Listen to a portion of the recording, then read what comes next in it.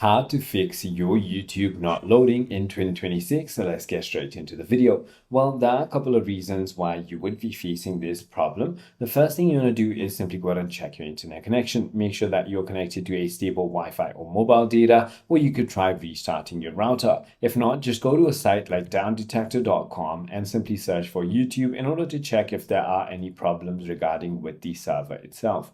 If not, you can simply force close your YouTube application and reopen it.